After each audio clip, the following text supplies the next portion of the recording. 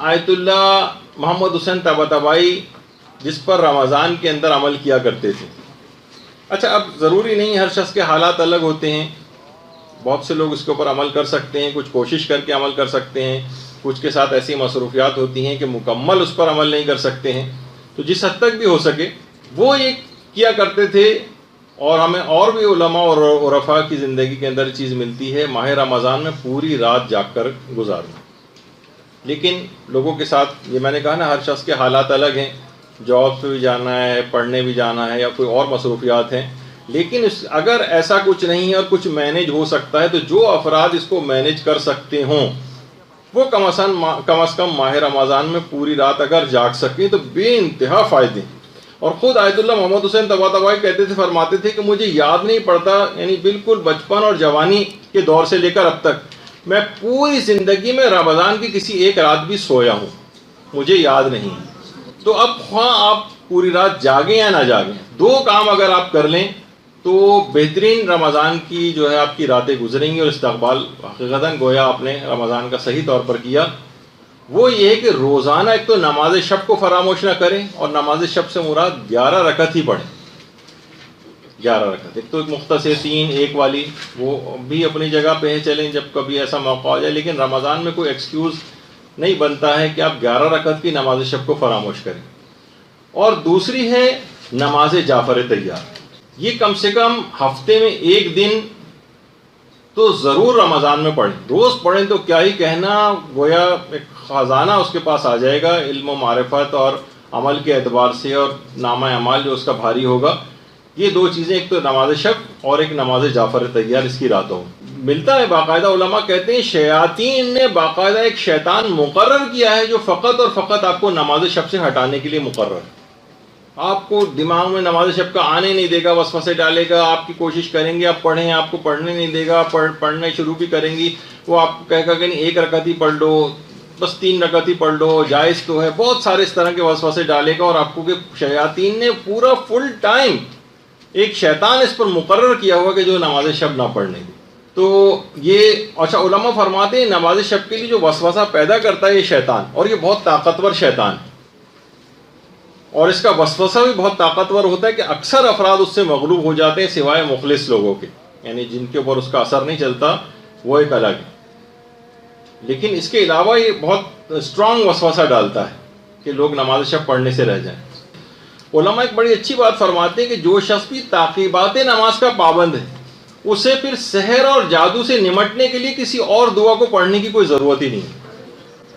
یعنی اگر کوئی شخص تعقیبات نماز کو پابندی سے انجام دیتا ہو تو سحر اور جادو سے بچنے کے لیے الگ سے کسی عمل اور دعا کو کرنے کی کوئی ضرورت نہیں ہے، خود اس کو بچا کے لے جائے گی. یہ بڑی اہم چیز ہے. تو اب ہم دیکھتے ہیں کہ بہرحال لوگ تعقیبات نماز کے پابند اتنے نظر نہیں آ رہے. کچھ بوڑھے افراد، ریٹائرڈ افراد وہ پھر بھی بیٹھے ہوتے ہیں، اور نوجوانوں کو ہم دیکھتے ہیں کہ وہ تو بالکل پابند نہیں ہیں. اور گویا نمازوں میں انہوں نے ایک ٹربو بوسٹ لگایا ہوا ہوتا ہے، مشکل سے 1-8 منٹ کے اندر نماز پڑھی اور یہ جا وہ جا، ایک بالکل ہوا کی تیزی کے ساتھ جو ہے وہ نمازوں کو ختم کرتے ہیں، اور تعقیبات نماز تو پڑھنے کا اہتمام ہی نہیں. ایک اور چیز اس کے اندر یہ ہے کہ خاص طور پر آپ کو اول نماز کی پابندی، اول وقت نماز کی پابندی، اس کا بڑا اہتمام کرنا ہے. اگر نمازوں کو رمضان میں اس کی عادت آپ نے ڈال لی اول وقت نماز کی پابندی کی تو بہت ہی بہتر، اور گویا آپ نے بالکل صحیح استقبال کیا. کیونکہ علماء دیکھیے فرماتے ہیں کہ اور کوئی زیادہ اتنا وقت بھی نہیں لگتا. کوئی بھی اہم ترین کام کر رہے ہو آپ صرف 10 منٹ کے لیے نماز کا بیچ میں سے وقت نکالیں. کوئی ایسی دنیا جو ہے وہ نقصان آپ کا نہیں ہو جائے گا، کوئی بہت دنیا اوپر نقصان ہو گیا آپ کا. جب بھی کہا جاتا ہے کہ یقیمون الصلاۃ، نماز کو قائم کرو، وہ یقرؤون الصلاۃ نہیں کہ نماز کو پڑھو. قائم کرنے کے معنی ہے کہ اس کے اندر یہ تمام چیزیں شامل ہو جاتی ہیں. اور یہ لوگوں کے لیے پیغام ہے، ہمارے بہت سارے ماتمی بھائیوں کے لیے وہ پیغام یہی ہے اس کے اندر کہ جس طریقے سے امام نے عاشورے کے روز اتنے سخت ترین دور میں اس کا اہتمام کر کے دکھایا، تو آپ کیسے ممکن ہے کہ اسی عزاداری کو بہانہ بنا کے اپنی نمازوں کو آپ قضا کریں. تو یہ تمام چیزیں ایسی ہیں. تو یہ تھا اس کے اندر کہ مستحبات کے اوپر آپ کو عمل کرنا ہے، تعقیبات نماز آپ کو پڑھنی ہے، اذکار آپ کو اس کے اندر کرنے ہیں، تلاوت قرآن کرنی ہے، سب چیزیں شامل ہیں. خاص طور پر ایک سورہ ہے جو کہ طالب علموں کو پڑھنے کی بڑی تاکید ہے الگ سے، وہ ہے سورہ واقعہ. علماء فرماتے ہیں کہ سورہ واقعہ مدرسے آتے وقت یا جاتے وقت کسی بھی وقت کم سے کم ایک دفعہ سورہ واقعہ آپ ضرور پڑھیں، چاہے رستے میں پڑھیں یا کسی بھی طریقے سے سورہ واقعہ کو ایک تو فراموش نہ کریں. بلکہ علماء تاکید کرتے ہیں کہ طالب علموں کو سورہ واقعہ حفظ ہونی چاہیے، حفظ ہونی چاہیے. اور مشکل سے مہینے ڈیڑھ مہینے کے اندر آپ کو سورہ واقعہ زبانی یاد ہو سکتی ہے اگر آپ ذرا پابندی کریں. سچی توبہ کے ساتھ اس رمضان کا استقبال ہونا چاہیے. سب سے بہترین طریقہ ہوگا رمضان کے استقبال کا، اور تمام گناہوں سے انسان اپنے آپ کو بچانے کا مکمل ارادہ کر لے صرف. باقی تو اس کے بعد آیت اللہ شناس فرماتے تھے کہ بس پروردگار خود ہی اس کو گناہوں کی انجام دہی سے رکوا دے گا. ایک فرشتہ گویا ایک لحاظ سے اس کا ہاتھ پکڑ کر روک لیا کرے گا. ایک دفعہ انسان پکا ارادہ تو کرے. یہ ہمارا ساتھ معاملہ یہ ہوتا ہے کہ ہمارے بہت ہی شکستہ، بہت ہی ہلکے پھلکے ٹائپ کے ارادے ہوتے ہیں. اسے ارادہ بھی نہیں، صرف ایک خواہش ہوتی ہے. جیسے مثال دی جاتی ہے نا کہ مثلا کوئی شدید بیمار اگر ہے تو اس کی خواہش تو ہے کہ میں صحت یاب ہو جاؤں، لیکن وہ کوئی بھی دوا نہ کرے نہ کہ کوئی پرہیز کرے، تو بہرحال اس کی خواہش سے کوئی فائدہ نہیں ہوگا جب تک کہ وہ عملی اقدام نہیں کرے گا. تو یہی ہم لوگوں کے ساتھ ہوتا ہے. خواہش ہے کہ جنت میں اعلیٰ علیین تک جوار معصومین سے ملحق فرمانے کی کتنی دعائیں ہوتی ہیں، لیکن اس کے لیے کوئی عملی اقدام کوئی کرتا ہوا نظر نہیں آ رہا ہوتا. بہت ہلکے پھلکے سے خیالات ہوتے ہیں جسے خواہشات کہا جا سکتا ہے لیکن ارادہ نہیں کہا جا سکتا. دوسری چیز جس سے آپ رمضان کا استقبال کر سکتی ہیں، اور وہ روایات میں بھی ملتا ہے کہ سب سے زیادہ خاموشی رمضان میں جس امام کی مشہور ہے وہ ہمارے چوتھے امام، امام زین العابدین ہیں. سوائے دعاؤں کے، اذکار کے، تلاوت قرآن کے اور امر بالمعروف اور نہی عن المنکر کے امام کی زبان پر کوئی اور بات دنیاوی آتی نہیں تھی. اتنا اپنے آپ کو اس کے اندر مصروف رکھتے تھے. تو اس رمضان کے استقبال کا ایک پورا مصمم بہترین، اگر آپ کو اس کا استقبال کرنا ہے تو مصمم ارادہ کیجئے کہ فضول گوئی سے اپنے آپ کو بچائیں گے. فضول گوئی کے اندر تمام حرام چیزیں بھی آتی ہیں اور فضول بیکار چیزیں بھی آتی ہیں. ٹھیک ہے، اس کے اندر کوئی غیبت نہیں کی، کوئی تہمت نہیں لگائی، جھوٹ نہیں بولا آپ نے، لیکن زبان کو فضول قسم کی باتوں کے اندر آپ دیکھیں. خواتین کبھی آپ ریکارڈ کر کے دیکھ لیجیے جو عمومی گفتگو ہوتی ہے. یہ بھی بہت اچھی چیز ہے کہ آپ کو خود اندازہ ہوگا کہ ہم نے کتنا 1 گھنٹہ گفتگو ہم لوگوں نے بیٹھ کے کی، کتنا فضول وقت ضائع کیا ہے. کوئی ایک کام کی بات اس میں نہیں کی بلکہ حرام سے بھی گفتگو پوری بھری. کہیں کسی کا مذاق اڑا دیا، کہیں کسی کی غیبت کر دی، کہیں کسی کی چغلی کر دی، کسی کا راز فاش کر دیا. کتنی ایسی چیزیں ہیں. یہی وجہ ہے کہ آیت اللہ کوہستانی خرافہ میں سے گزرے ہیں. انہوں نے تو باقاعدہ اپنے مدرسے میں ایک جملہ لکھ کر لگایا تھا کہ میں فضول اور بیہودہ گفتگو کو لقمہ حرام سے کمتر نہیں سمجھتا. فضول گفتگو ابھی کوئی بہت بڑے حرام والی گفتگو بھی مراد نہیں. یہ فضول اور بیہودہ قسم کی عام طور پہ جو گفتگو ہو رہی ہوتی، کہہ رہے ہیں بالکل لقمہ حرام کی طرح کے اثرات یہ رکھتی ہے. بلکہ کسی جگہ میں پڑھ رہا تھا، صاحب تھے جن کے متعلق بڑے قریبی تھے آیت اللہ بہجت کے، انہوں نے خود اپنی جو بہت سارے آیت اللہ بہجت کی نجی زندگی کے متعلق باتیں جو ہیں وہ لکھی ہیں. اس کے اندر یہ کہ انہوں نے کہا کہ آیت اللہ بہجت کے ایک بہت ہی عرفانیت کے بہت پرانے ہمدرس، وہ خود بڑے عارف تھے، ان کے بہت عرصے بعد 25-30 سال بعد آیت اللہ بہجت سے ملاقات ہونی تھی. تو ہم نے پورا انتظام کر رکھا تھا کہ باقاعدہ جب یہ ظاہر پرانے دوست ملیں گے تو کیسی کیسی باتیں دونوں آپس میں کریں گے. ہم نے کیمرے بھی لگا دیے وہاں پہ، آڈیو سسٹم بھی ریکارڈنگ کے لگا دیے کہ یہ دونوں بیٹھ کے باتیں کریں گے تو ان کی باتیں کتنی زبردست ہوں گی. ہم ریکارڈ کرتے ہیں. کہہ رہے ہیں دونوں آ کر ایک دوسرے سے گلے ملے اور بیٹھے، اور آدھا گھنٹہ گزر گیا، دونوں نے ایک لفظ بھی بات نہیں کی ایک دوسرے سے.